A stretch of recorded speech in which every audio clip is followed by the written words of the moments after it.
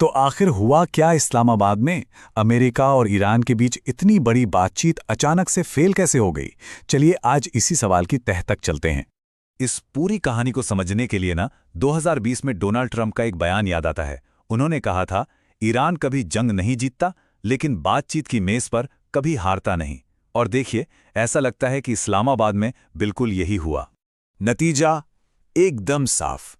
पूरे 24 घंटे की मैराथन बातचीत चली और फिर सब खत्म। बातचीत फेल हो गई। सवाल तो यही है कि आखिर हुआ क्या उन 24 घंटों में? तो सबसे पहले देखते हैं कि बातचीत के नाकाम होने की ठीक बाद क्या हुआ। माहौल कैसा था? अमेरिकी उपराष्ट्रपति जेडी वेंस ने जाते जाते एक चेतावनी दी और उधर ईरानी टीम वापस तेहरान के लिए निकल गई। मतलब डिप्लोमेसी पर एक तरह से ब्रेक लग गया है।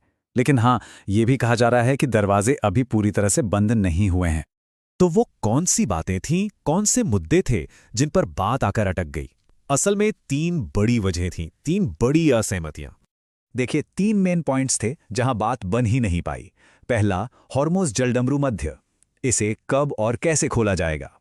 दूसरा, ईरान के पास जो एनरिच्ड यूरेनियम का स्टॉक है उसका क्या होगा। और तीसरा, ईरान के जो अरबों डॉलर के एसेट्स फ्रीज हैं उनकी वापसी।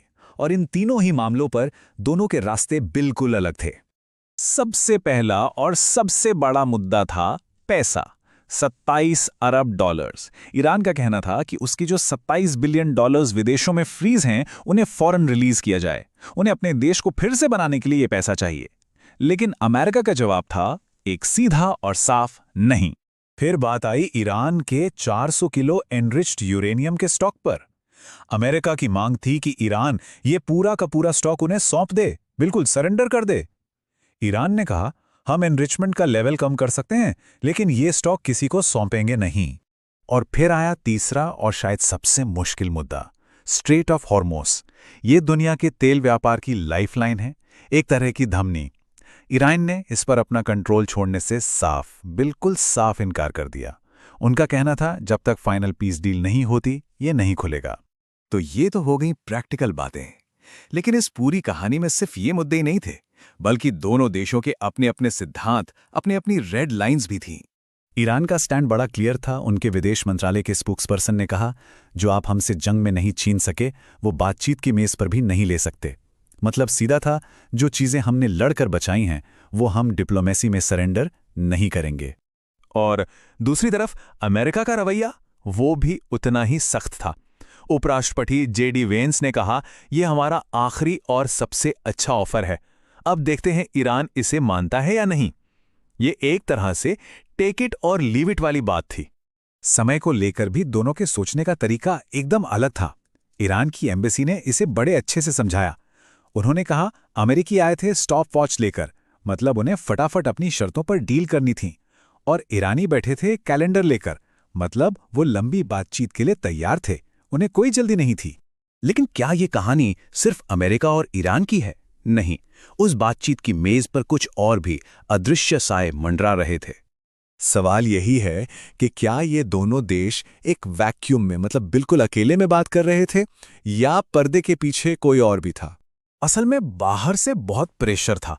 एक तरफ तो इजराइल के प्रधानमंत्री नेतन्याहू खुलेआम कह रहे थे कि ईरान के साथ संघर्ष जारी रहेगा। दूसरी तरफ सीज फायर के बीच ही अमेरिकी नेवी के जहाज हुर्मुज से गुजर गए, जिसे ईरान ने वायलेशन माना। हद तो तब हो गई जब वॉशिंगटन पोस्ट के एक कॉलमिस्ट ने ईरानी टीम को मारने तक की बात लिख दी। और इन सब के बीच यूएई ने अचानक पाकिस्तान से अपने $3.5 अरब का लोन वापस मांग लिया। तो अब सवाल ये है कि आगे क्या? बातचीत रुकते ही सबकी नजरें एक बार फिर से स्ट्रेट ऑफ हॉर्मुज़ पर टिक गई हैं। यही वो जगह है जो सबसे पहला और सबसे बड़ा टेंशन पॉइंट बन सकती है। और अमेरिका ने अपने इरादे साफ भी कर दिए हैं।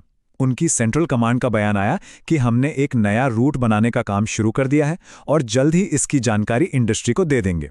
इसका सीधा मतलब है वो ईरान के कंट्रोल को बाईपास करने की तैयारी कर रहे हैं।